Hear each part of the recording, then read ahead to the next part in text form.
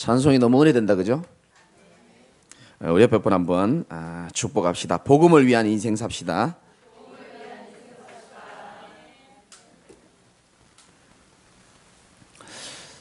저는 새파랗게 젊지만 살아온 평생이 한 번도 주를 위하여서 살아본 적이 없는 것 같아요.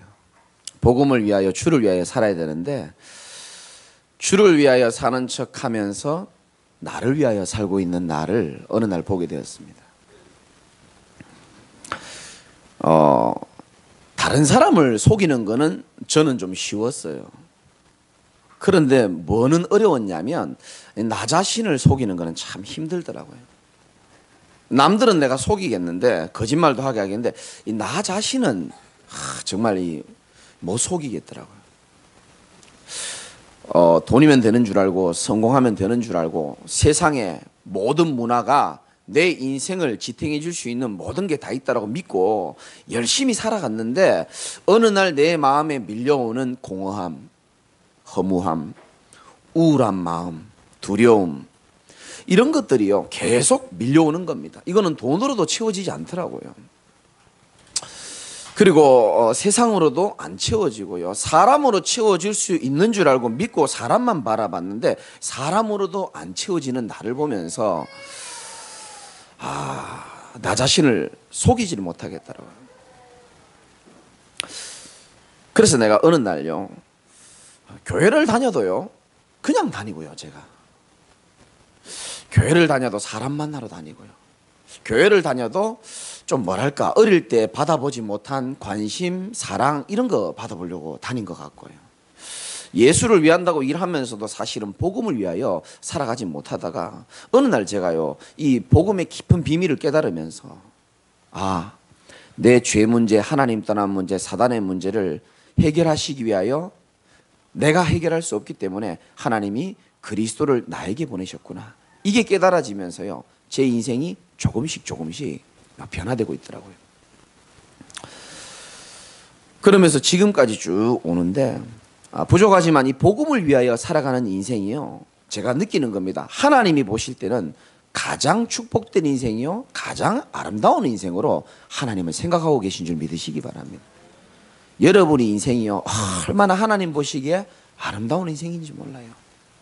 우리의 작은 헌신, 우리의 작은 중심, 이게요 복음을 위한 거기 때문에요 여러분의 인생은 그 누가 봐도, 내 주변 사람들은 인정 못 해줄 수 있습니다. 그러나 하나님이 보실 때는 가장 아름다운 인생으로 인정하고 계시다는 사실을 믿으시길 바랍니다. 아침에도 제가 카톡이 하나 7시에 와 있더라고요. 저는 주일날 카톡 오는 거를 별로 좋아하지 않습니다. 왜냐? 목사님 오늘 교회 못 가요, 이런 카톡이 많거든요. 목사님 삐지지 마세요, 이런 카톡이 많거든요.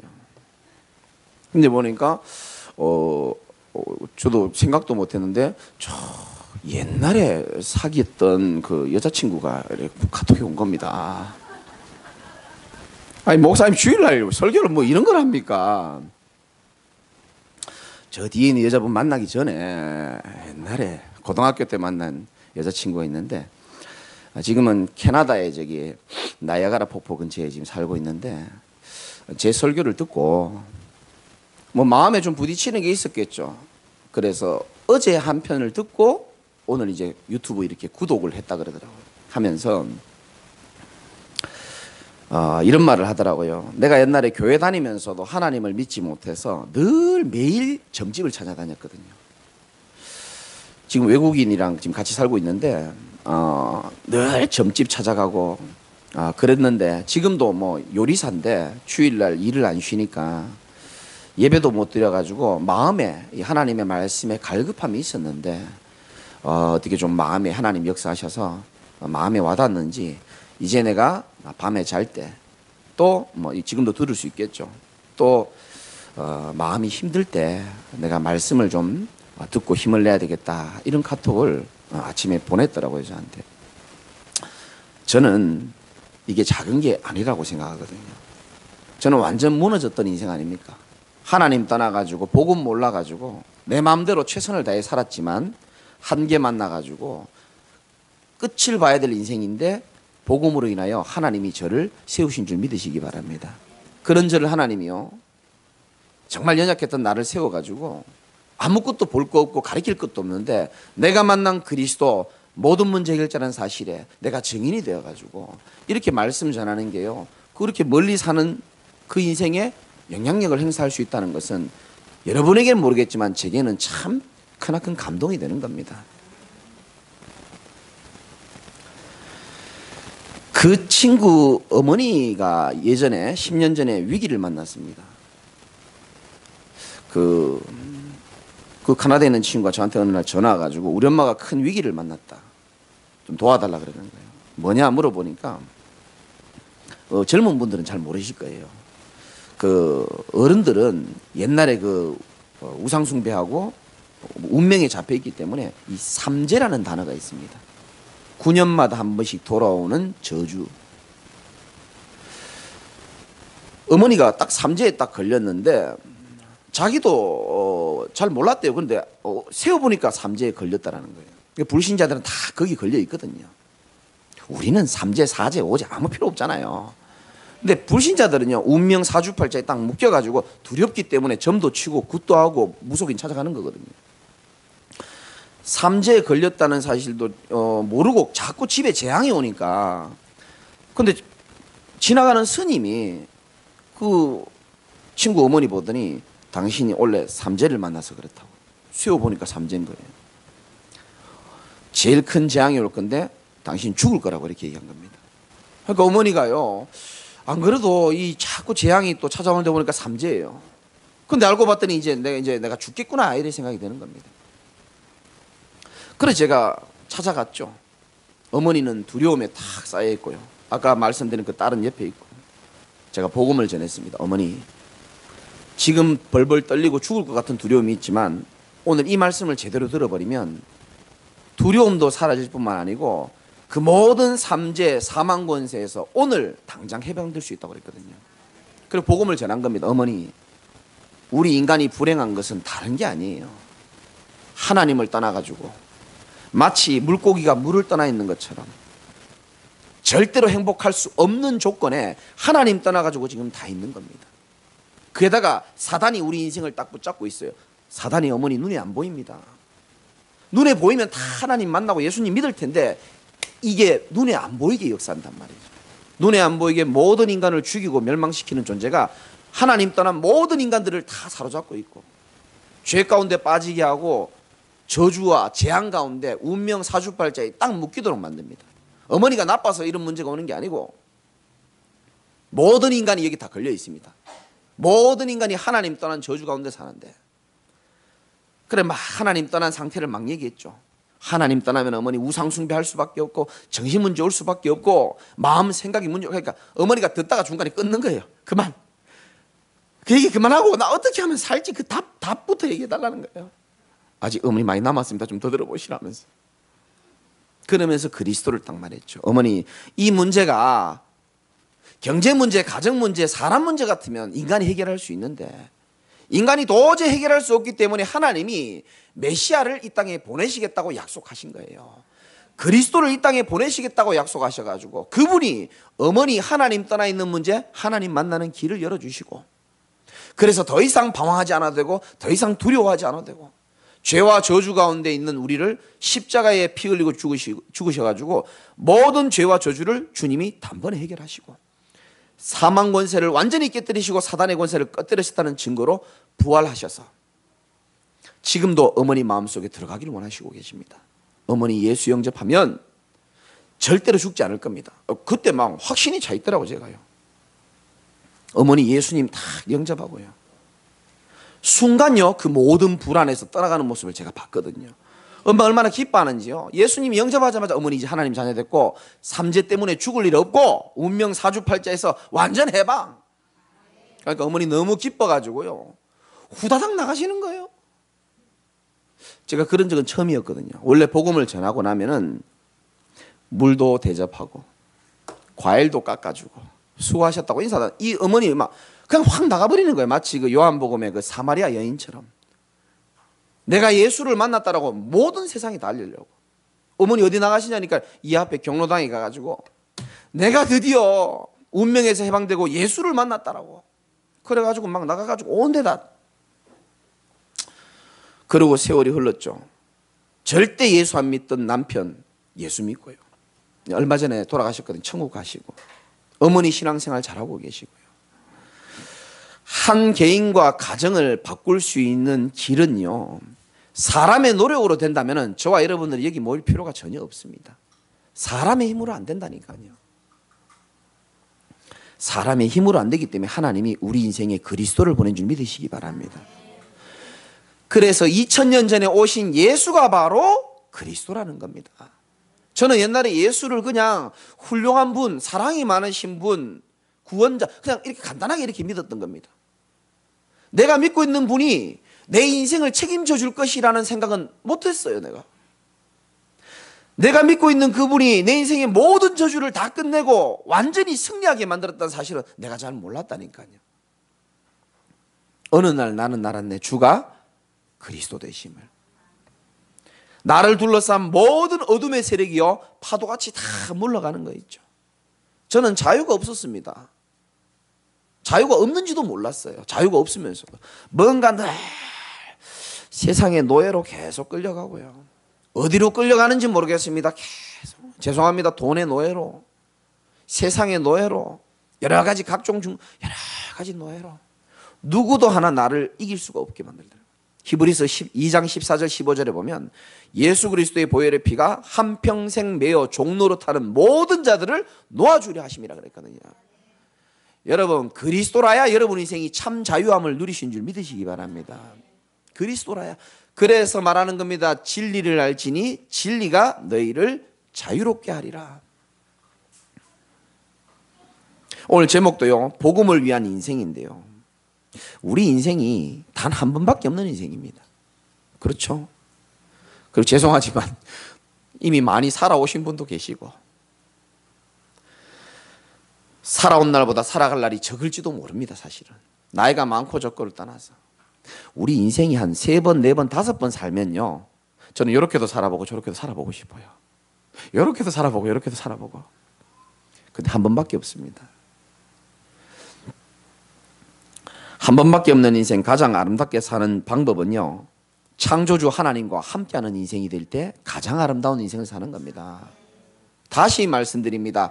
인간은 반드시 하나님과 함께 해야지만 참된 안식과 행복이 있게 하나님이 처음부터 그렇게 디자인하신 줄 믿으시기 바랍니다. 원래 그렇게 만들었습니다. 또 어떤 인생이 행복하냐, 어떤 인생이 복음을 위한 인생이냐.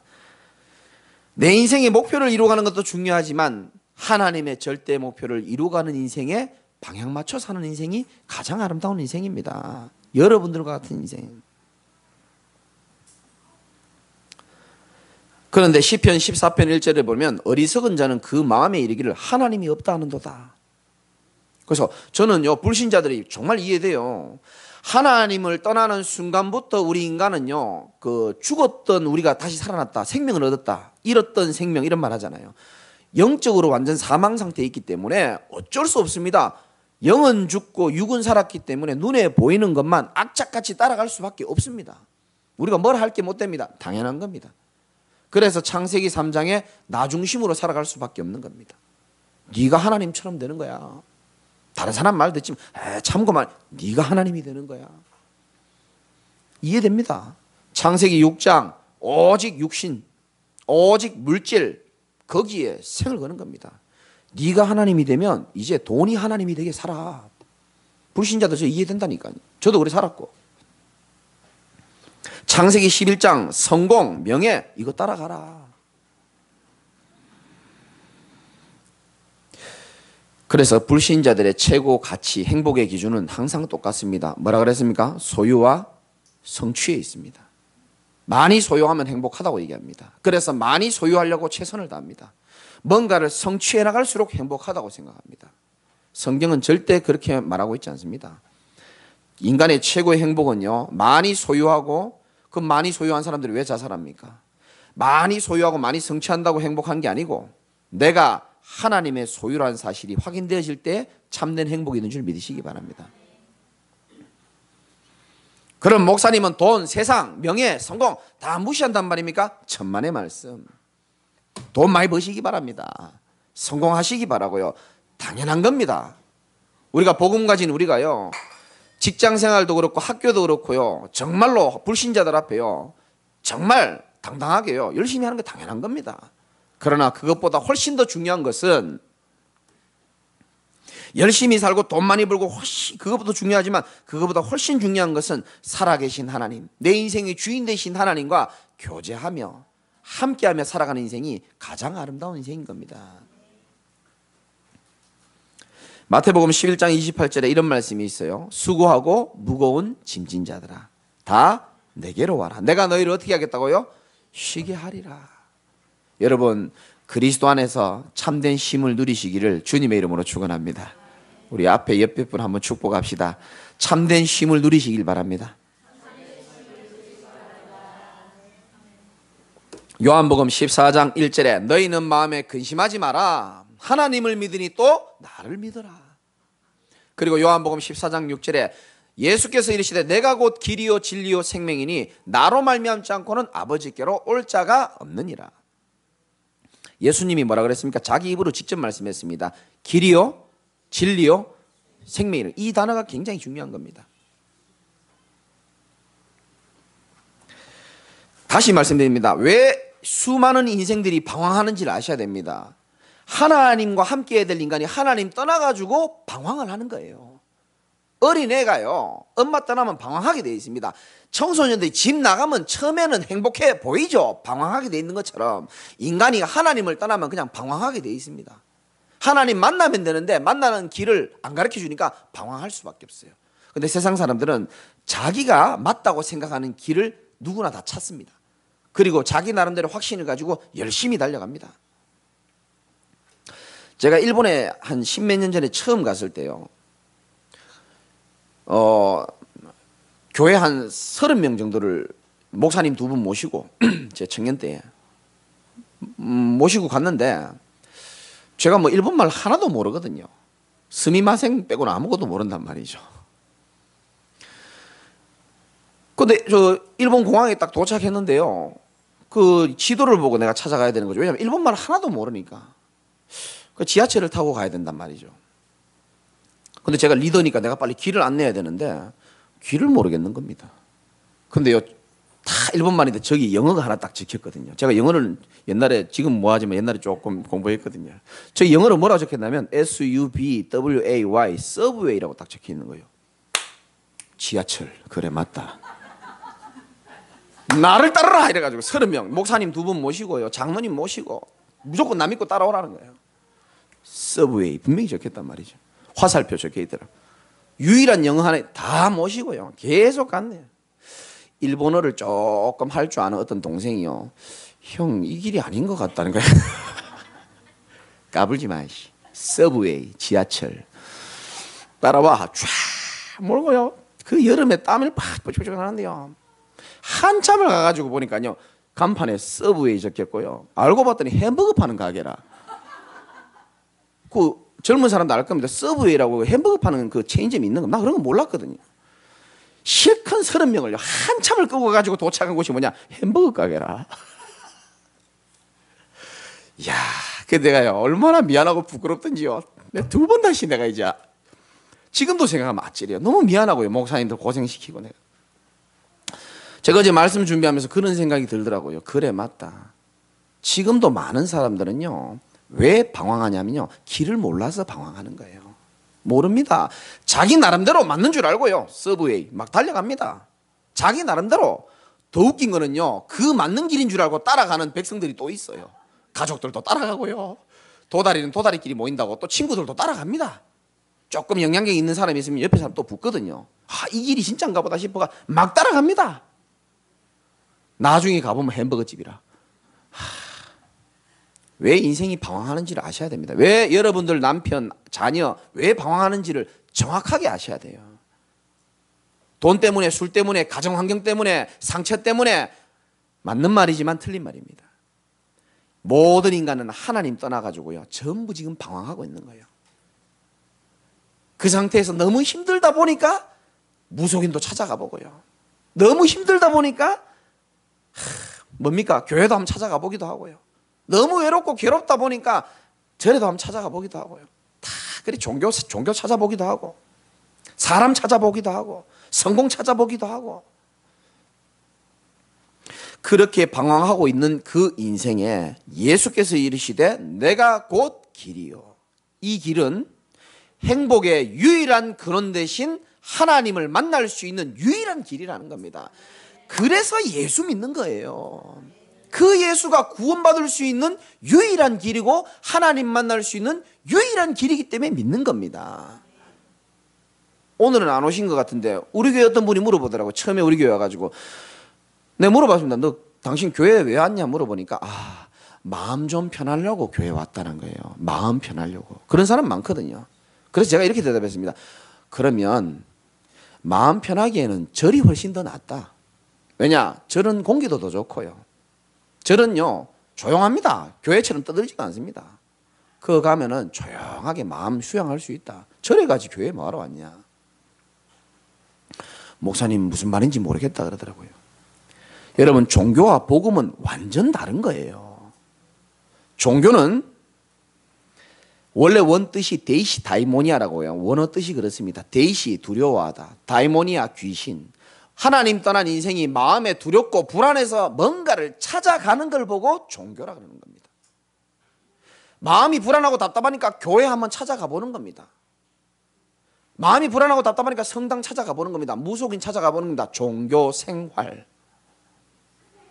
뭔가를 찾아가 보는 겁니다. 복음은 틀립니다. 인간의 의와 인간의 열심으로 아무리 달려가도 재앙, 사단, 하나님 떠난 문제 해결 안 되기 때문에 그거 해결할 수 있도록 요한복음 3장 16절에 하나님이 독생자 그리스도를 우리에게 보내주신 줄 믿으시기 바랍니다. 하나님이라야 우리 인생의 문제가 해결되기 때문에 하나님이신 그분이 육신의 몸을 입고 이 땅에 오신 겁니다. 그 그리스도, 그분이 바로 예수. 그래서 예수를 믿는 겁니다. 하나님이 없으면요 불교가 제일 수준 높아요. 제가 보니까 저는 성철 스님, 법륜 스님, 해민 스님 책 다 읽습니다. 굉장히 좋아요. 굉장히 수준이 있습니다. 마음도 편안해지고 이거 듣는 분들이 있을걸요. 아마 몇 분들 유튜브로 마음 사람 편안하게 해줍니다. 딱 한 가지만 없습니다. 딱 한 가지만 없어요. 우리 인생에 정말 진리, 참된 생명 얻는 길은 말 못 해줍니다. 다 말해줍니다. 진리가 뭡니까? 디모데전서 2장 4절에 보면 하나님은 모든 사람이 구원받으며 진리를 아는 데에 이르기를 원하시느니라. 구원받는 길을 말해주는 게 진리입니다. 우리 인생에 구원보다 더 중요한 게 어디 있습니까? 길이요 진리요 생명이라고 말했습니다. 우리 인간은요 다 이게 사실은요 영적인 사망 상태에 있는 겁니다. 집에 혹시 불신자 계십니까? 죄송하지만 영적인 사망 상태에 있는 겁니다. 그래서 집에 계신 그분은 육신적으로 살 수밖에 없어요. 그 일이라도 해야 되고 그 짓이라도 해야 되는 겁니다. 왜? 다른 거 할 게 없다니까요. 육신의 눈이 밝아가지고요 오직 육신적으로 살 수밖에 없습니다. 죽었던 생명을, 죽었던 영혼을 살릴 수 있는 길은 아까 우리 찬송 불렀죠? 나 같은 죄인 살리신. 잃었던 생명 찾았고 예수 그리스도의 대속의 죽음을 통해서 우리에게는 새로운 생명이 찾아오는 줄 믿으시기 바랍니다. 그래서 우리는 그런즉 누구든지 그리스도 예수 안에 있으면 새로운 피조물이라 그랬습니다. 저와 여러분 새로운 피조물인 줄 믿으시기 바랍니다. 요한복음 8장 12절에 나는 세상의 빛이니 나를 따르는 자는 어둠에 다니지 아니하고 생명의 빛을 얻으리라. 그리스도 따라가면요 생명의 빛을 얻는 줄 믿으시기 바랍니다. 내 남은 인생 어떻게 하면 좋을까? 내 남은 인생 어떻게 하면 제일 잘 살까? 저는 확실히 답을 말씀해 드릴 수 있습니다. 여러분이 믿기만 한다면 그 응답 받을 수 있는 겁니다. 생명의 빛 대신 그리스도 따라가시기 바랍니다. 어둠의 세상 주관자 사단 따라가지 마시고 생명의 빛 대신 그리스도, 진리 대신 그리스도 따라가시기 바랍니다. 저는 아무 배경이 없었어요. 가정의 배경도 없고요. 돈도 없고요. 지혜가 있습니까? 뭐가 있습니까? 아무것도 없었습니다. 그냥 저는요 내 스스로 나 자신 앞에 진심으로 물어봤습니다. 너 정말 행복하냐? 행복하지 않더라고요. 내가 하나님 만나는 길이신 그리스도 그냥 믿고 그냥 그분 듣고 그냥 따라온 겁니다. 어느 날요, 어둠에 묶여있던 내 인생이요, 빛 대신 그리스도로 돌아가지고요, 전에 없었던 자유, 전에 없었던 평안, 전에 없었던 모든 축복과 응답을 누리면서요, 하나님 앞에 너무 감사한 거 있죠. 그래서 저는 어느 날 마음먹은 겁니다. 하던 당구장 다 때려치우고요, 하던 핫도그집, 용기식당 다 때려치우고요, 내 남은 인생에, 한 번 사는 인생에 나를 복음 주신 주님을 위해서 내가 조금이라도 살아야 되겠다. 손톱만큼 마음만 먹었는데요, 하나님이요, 하늘과 땅에 있는 모든 축복을 다 주시더라고요. 진짜입니다. 다시 말씀드리지만 실수하지 아니하시는 그 하나님께서 제게 은혜를 베푸신 이유는 부족하지만 저를 통하여 하나님의 역사를 체험할 이유가 있는 여러분들이 있기 때문에 하나님은 저를 축복했다고 저는 확신하는 겁니다. 아무것도 걱정 안 하셔도 됩니다. 걱정해야 될 게 있다면 내가 성령의 인도 받는 거, 그 부분만 걱정하면 되는 겁니다. 날마다 말씀 인도 받으면 돼요. 하나님은 살아계신 그분입니다. 만주의 주이시고 만왕의 왕이시고 유일한 주권자시라고 디모데전서 6장이 말씀하고 있거든요. 멀리서도 우리의 심장과 폐부를 꿰뚫고 있고요, 멀리서도 우리의 생각과 마음을 다 알고 계신다 그랬습니다. 우리의 오장육부와 전 세계를 만드신 그 하나님이 오늘도 말씀으로 여러분들을 축복하신다는 사실을 믿으시기 바라고요. 붙어만 있으면 살아나요. 내 마음에 하늘 가지고 얘기하는 겁니다. 나는 포도나무요 너희는 가지니. 예수님은 포도나무고 우리는 뭐라고요? 가지라 그랬어요. 어떤 사람도 일부러 포도나무를 뛰쳐나가는 건 없어요. 비바람이 불고 우박이 떨어지고 애들이 자꾸 매달려요. 여기 그러니까 뚝 부러지는 겁니다. 요한복음 15장에 나오잖아요. 떨어지면 지나가는 사람이 그걸 밟는 겁니다. 그런 인생이 되는 거예요. 제 인생이 그랬거든요. 하나님 떠나가지고 사람들이 나를 짓밟는 인생, 무시하는 인생. 포도나무에 가지는 뭐만 하면 된다고요? 붙어만 있습니다.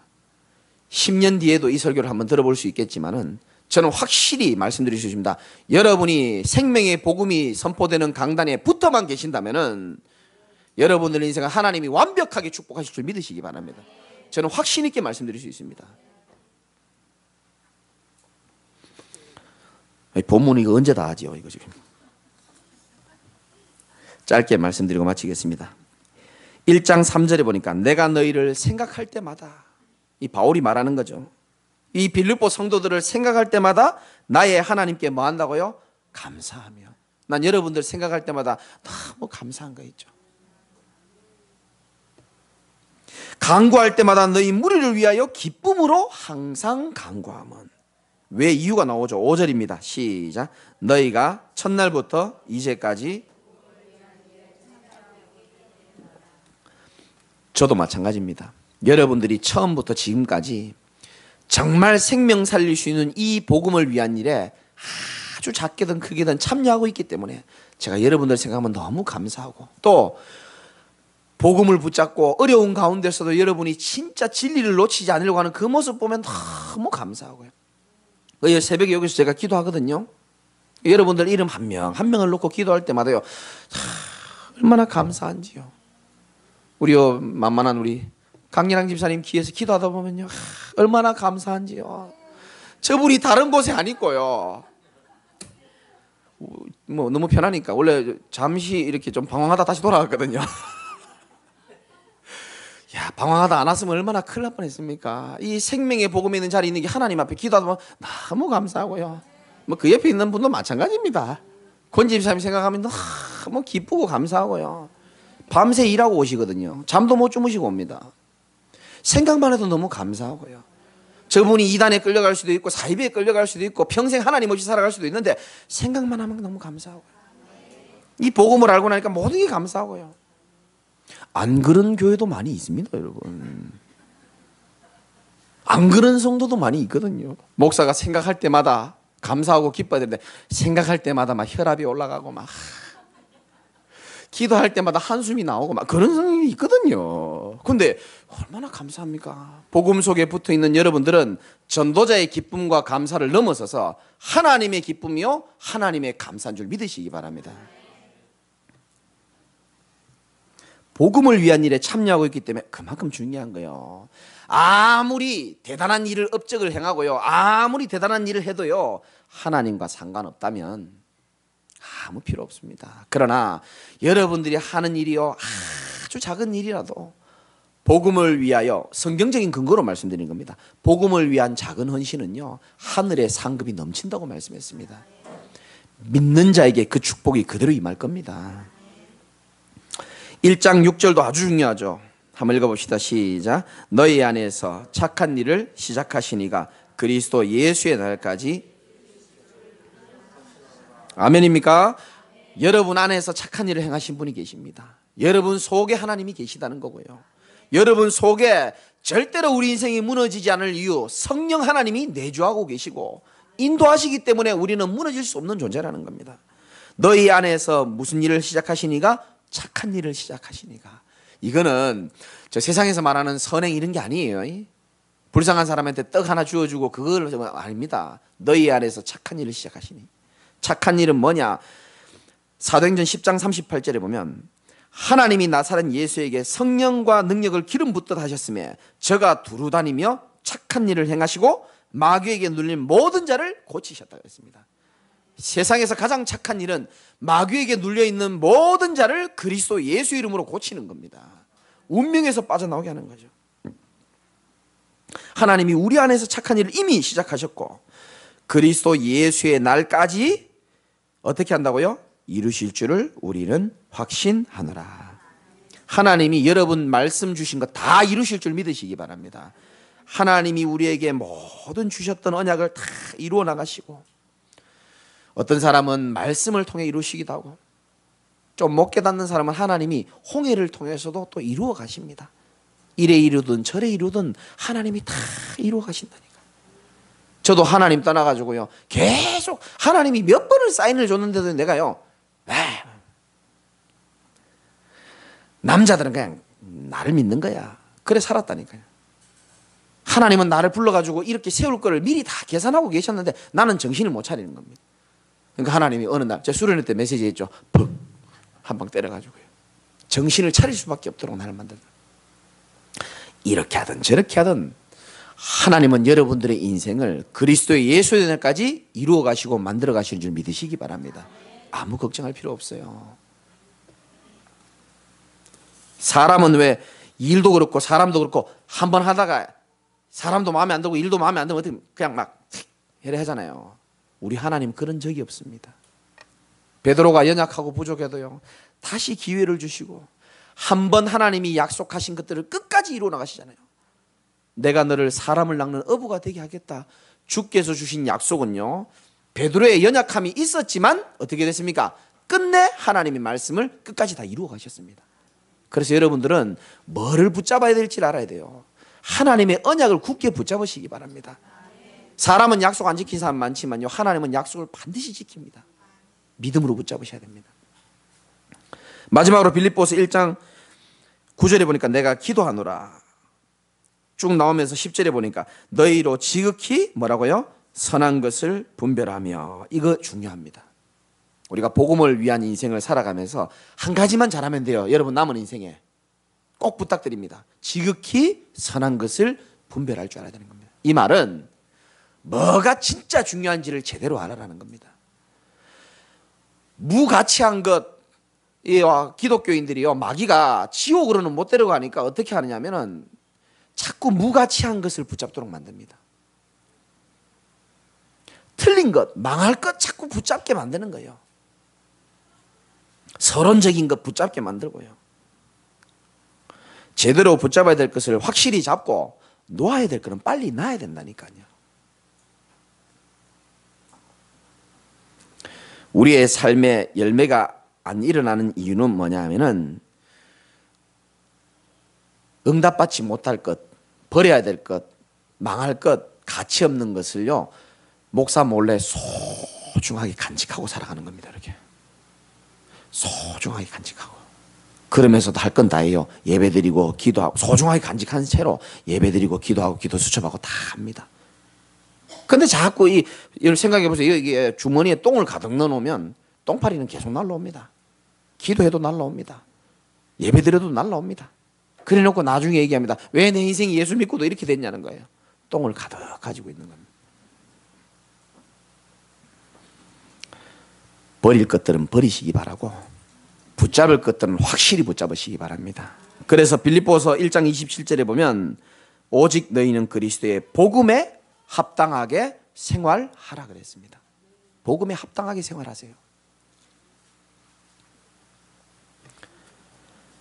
선택이 중요한 겁니다. 모든 기독교인들이 왜 실패하냐? 결정적일 때 선택을 잘못합니다. 선택은 어떻게 한다고요? 복음에 유익한 쪽으로 선택하면 됩니다. 교회에 유익한 쪽으로, 전도에 유익한 쪽으로. 특히 강단 말씀 생각하면서 선택하세요. 틀릴 일이 없습니다. 결론입니다. 어제 TV 보셨습니까? 예, 전부 기도만 하니까 한 분 빼고는 다 안 보신 것 같은데 TV는 한재승 집사 혼자 보셨는데, 그 아시안 게임 하는데 야구도 금메달 따고 축구도 금메달을 이렇게 땄는데, 저는 그 야구 축구 좋아하지만 그거와 상관없이 모든 종목에서요 우리 한국 선수가요 마지막에 탁 금메달을 따고요 기뻐하고 금메달을 탁 걸고 눈물 흘리는 모습 보면요 이상하게 나도 막 이렇게 눈물이 막 나는 거예요. 이상해요. 왜 눈물 나는지 모르겠어. 아니, 성도의 아픔을 보면서 눈물이 나야 되는데 금메달 딴 거 보면서 나도 아직 눈물이 나는 거예요. 내가 왜 이럴까 가만 생각해 보니까 그런 생각이 드는 거예요. 여러분, 그 운동선수가 대부분 금메달을 따는 사람은 어릴 때부터 운동을 시작합니다. 그런데 대부분 어머니들이 운동을 하려고 그러면 반대를 합니다. 옛날 부모님들도 그렇고 지금도 그렇고 다 반대를 많이 한단 말이죠. 그 어린 아이의 마음에 부모의 반대와 개인의 부담감을 이겨나가면서, 또 때로는 경제적으로 어려울 수도 있잖아요. 그걸 다 이겨나가면서요 나 자신과 싸우면서 승리하고요. 그 금메달을 목에 걸 때까지 얼마나 힘든 일도 많았겠습니까? 한계도 얼마나 많았겠습니까? 모든 것을 포기하고 싶은 적도 있었다라고 얼마 전에 누가 인터뷰하더라고요. 그런 거를 다 이기고 금메달을 걸 때는요, 참 나도 막 감동이 오고 막 눈물이 나더라고요. 제가 아시안게임 얘기하려고 하는 게 아니고요. 영적으로도 똑같습니다. 나는 여러분들이 영적인 금메달리스트라고 생각합니다. 진짜입니다. 우리가 사는 날 동안 어떻게 보면요 정말 그리스도의 십자가의 보혈의 피를 붙잡고요, 사실은 지난주 말씀처럼 영적 싸움을 하는 그런 인생을 살아가는 동안에 어쩔 수 없습니다. 싸워야 되거든요. 그래서 바울은 가장 아꼈던 디모데에게 디모데후서 2장 1절에 이런 말씀을 남겼습니다. 내 아들아 너는 그리스도 예수 안에 있는 은혜 가운데서 어떻게 하라고요? 강하라고 말했는 겁니다. 예수 밖에서 강하면 부러집니다. 그리스도 예수 안에 있는 은혜 가운데 강하시기를 주님의 이름으로 축원합니다. 너는 그리스도 예수의 좋은 병사로서 나와 함께 고난을 받으라 그랬습니다. 고난이 힘들 때도 있지만 주와 함께 걷는 길이라면 저와 여러분들은 능히 승리할 줄 믿으시기 바랍니다. 좋은 병사는 자기 생활에 얽매이지 않고 경계하는 자는 법대로 경계하고 수고하는 농부들이 곡식을 먼저 받는 게 당연하다고 말하면서 주께서 내게 범사에 총명을 주실 것이고 아무리 디모데후서 2장 9절에 고난받아도 매임당해도 너에게 주신 하나님의 말씀은 매이지 않을 것이다 분명히 말했거든요. 그러면서 바울이 일평생 영적 전투를 다 마칠 즈음에 이런 고백을 합니다. 디모데후서 4장 7절 8절 읽고 마치겠습니다. 디모데후서는 약간 뒤에 있습니다. 우리가 복음을 위한 인생을 다 살고 마지막에 바울과 같은 고백을 할 수 있도록 우리가 기도 제목 삼아야 되겠습니다. 성경 346페이지입니다. 신약 7절 8절 같이 읽어보겠습니다. 시작. 나는 선한 싸움을 싸우고 나의 달려야 할 길을 이제 후로는 나를 위하여 의의 면류관이 예비되었으므로 주 곧 의로우신 재판장이 그날에 내게 주실 것이며 내게만 아니라 주의 나타나심을 사모하는 모든 자에게도리라. 아멘. 바울이 말합니다. 이제 죽을 때가 다 됐거든요. 요거 쓸 때쯤에는 나는 선한 싸움을 싸웠다. 여러분 영적 싸움, 선한 싸움에 승리하시기를 주님의 이름으로 축원드리고요. 나의 달려갈 길을 이제 마치고 뭐 했다고요? 믿음을 지켰으니. 참 멋있죠. 끝까지 믿음을 지킨 겁니다. 이제후로는 나를 위하여 뭐가 예비됐다고요? 의의 면류관이 예비되었습니다. 그래서 저는 그래 이 땅에서도 하나님의 참 면류관 누리고 예비하지만 누리지만 천국 가서 의의 면류관을 탁 쓰면서 하나님이 착하고 충성된 종아 잘했다라고 주님이 안아주는 그날을 기대하면서 너뿐만 아니고 주의 나타나심을 사모하는 모든 자들에게 이 의의 면류관이 다 준비된 줄 믿으시기 바라고, 지금까지 살아왔는 건 어쩔 수 없고요. 다 용서해 주겠습니다. 어쩔 수 없고 오늘 하나님의 말씀을 굳게 붙잡고 믿음의 선택을 하며 복음을 위한 인생을 사시기를 주님의 이름으로 축원드립니다. 우리 짧게 한번 같이